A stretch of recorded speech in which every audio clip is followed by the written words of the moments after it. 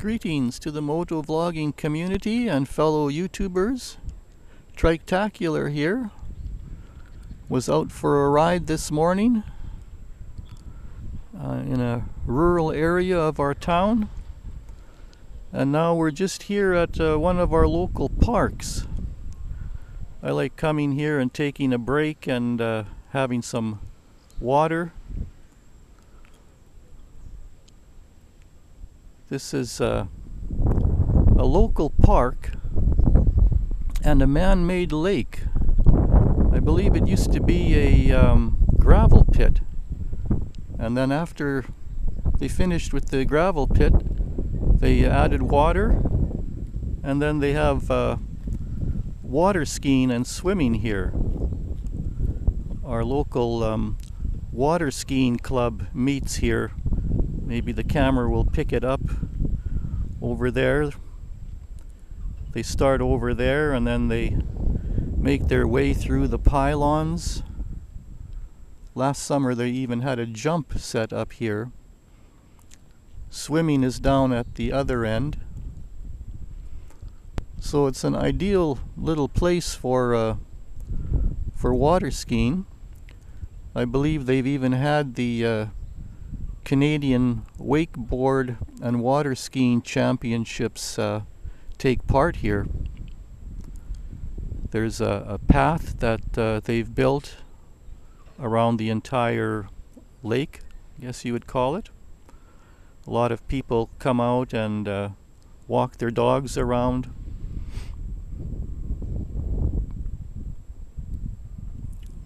There's no trout or any fish like that in here. Although I was talking to one fella here the last time I was here, and he was fishing, and he said that there's bass in here, of all things. They're not native to our area, because we are on the west coast of British Columbia, Canada.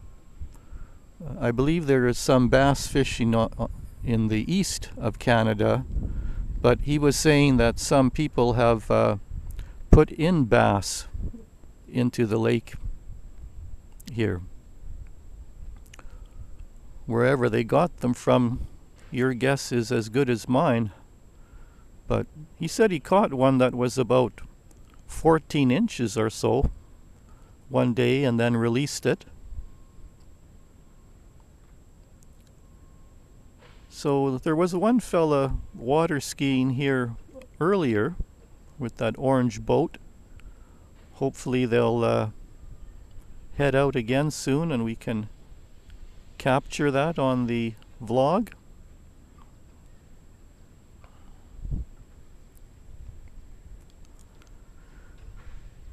Some people in the distance with their dogs giving them exercise.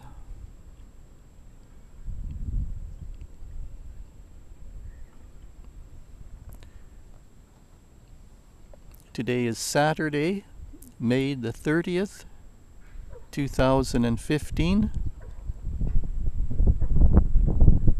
Oh, it's hard to believe May is already almost finished. Before you know it, summer will have come and gone.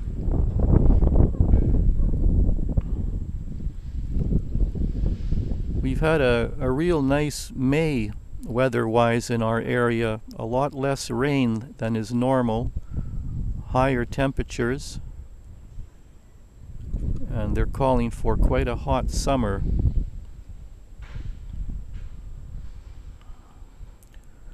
I know in our local paper, the Vancouver Province newspaper, there was a front page story asking people to pitch in and water the trees that line the sidewalks in front of their property, the city trees, because they're really suffering. The leaves are drying up because it's been a unusually hot spring.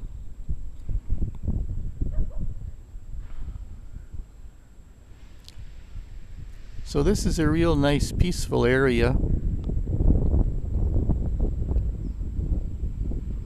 I've never walked all the way around the park, but the pathway does head all the way around.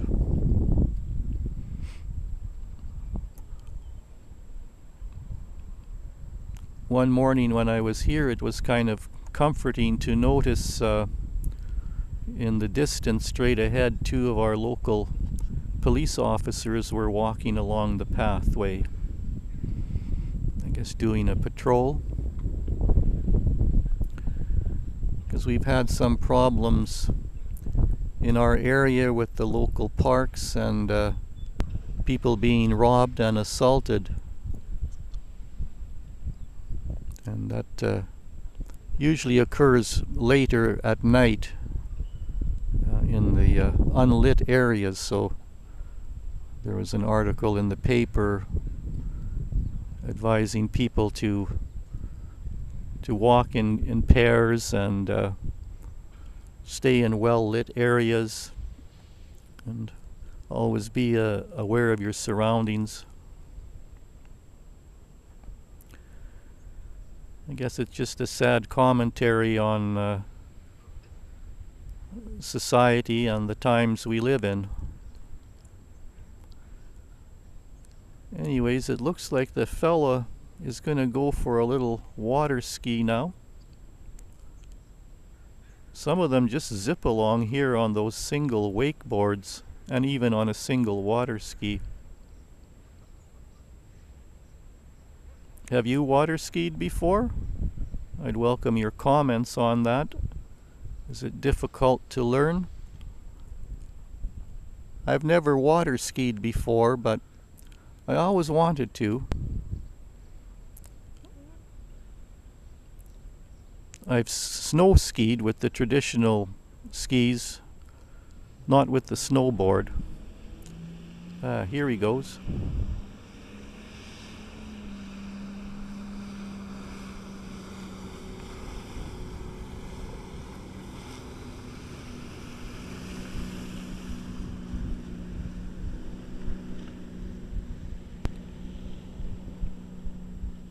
Making his way around the pylons, doing those sharp turns, and then it seems like the rope really pulls him back fast. I guess that's a neat sensation they get, similar to motorcycling when you're carving the twisties, as they say, zooming around curved roads, people on their sport bikes.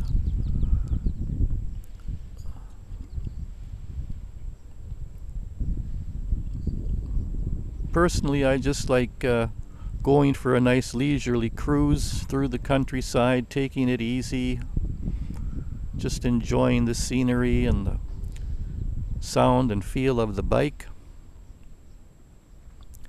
As I mentioned in a previous moto vlog, I have the pre-owned Suzuki Boulevard C50T, which is an ideal sized cruiser bike, 800 cc's, comfortable riding position.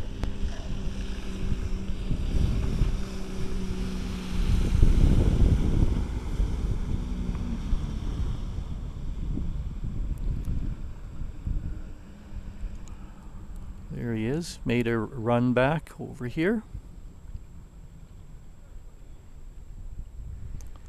First, when I got back into motorcycling in the summer of 2013, after some 30 plus years, in April, I had purchased a 2006 Honda Goldwing, a beautiful bike,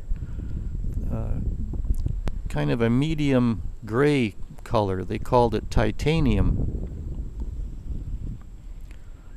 And first I took out the Suzuki Boulevard for a test ride, but I was always eyeing that Goldwing in the corner of the showroom, and I'd always wanted a Goldwing, but I guess at the time emotion and the excitement overruled common sense. Later I was even kind of thinking, why didn't the salesman say that you should really start on a smaller bike, you know, after being out of motorcycling that many years. But I guess they wanted to make the sale, so we purchased the Goldwing, made our way back home. The dealership was about 20 miles away from our home, with my dear wife following behind me in the car. And it even started raining a bit, very light showers. Ran into road construction with a flag person and had to go off the road and onto gravel, of all things.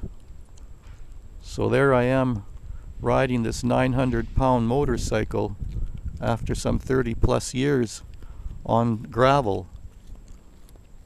But we made it home, safe and sound, and admired the bike in the garage. It had Kuryokin passenger armrests on it with a little pull-out area for the passenger water bottle, some LED lighting around the engine, and extra wind deflectors. So the next day I took it out for the first inaugural ride around our area, and riding in a residential area, I turned on one road and it was downhill, and then I noticed it was a dead end. So I came to the end of the road. It was kind of pretty wide at the end. Started making my slow turn to the left, and then I don't really know, I thought maybe I wouldn't make the turn, and later upon reflection I think I hit the front brake grip too hard, and the bike started to tilt over to the right. And I thought, well, this is okay, I'll just put my feet down. But you know, you've got that expectation, you're waiting for the foot to hit the pavement, and it didn't hit the pavement. It seemed like about 2 seconds took place. It's not hitting the pavement. By now, this 900-pound Goldwing is on an angle to the right where it's going over. So over I go. Luckily I was at a dead stop. I managed to kind of kick away from the bike, hit the pavement, and slide up a bit onto the curbing, because I was told that once you go over on an angle with those Goldwings, you simply can't hold them up. Even Arnold Schwarzenegger in his prime couldn't hold it up. So I sat there kind of stunned. Luckily I wasn't hurt. Later when I got home, I noticed there was some bruising on my right shin, and my right wrist was quite sore and burning after the adrenaline calmed down, because I think as I was twisting the handlebars to the right, I held on to the handlebar too long with my right hand. Anyways, this kind senior lady was doing some gardening in her front yard. She rushed over and asked if she could be of any assistance, and I said, no, I think I'm okay. And she said that you've got gas leaking out of your gas tanks. So I quickly regrouped and turned the ignition off, put the kickstand down, and luckily I had watched a YouTube video how to upright a Goldwing. So I simply crouched down beside it, put my left hand on the right handlebar grip and my right hand on the passenger hand grip, and then slowly crouched down and walked backwards into the Goldwing. And amazingly it worked. I stood it upright.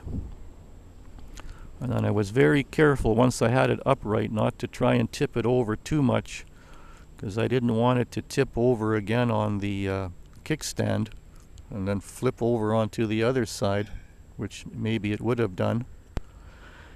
Anyway, she invited me to come and sit down on a lawn chair with her on her driveway, regroup, gave me a bottle of water. She said, maybe that motorcycle's too big for you. I said, yes, I think it is. So after that, I just simply lost my confidence with the Goldwing. It just seemed too heavy and bulky for me riding at slow speeds in around town, which is mainly what I do, cruises out into the countryside. I still like the looks of them and watch them on YouTube, but I guess ideally they're more of a touring bike. So then I took it back to the dealership and traded it in on my pre-owned 2010 Suzuki Boulevard, which I really enjoy. So I hope I haven't rambled on too long with that story. I wanted to get it out there. So until next time, I hope you have a pleasant day. You've been listening and watching the Triketacular channel. So until next time, take care and ride safe. Goodbye.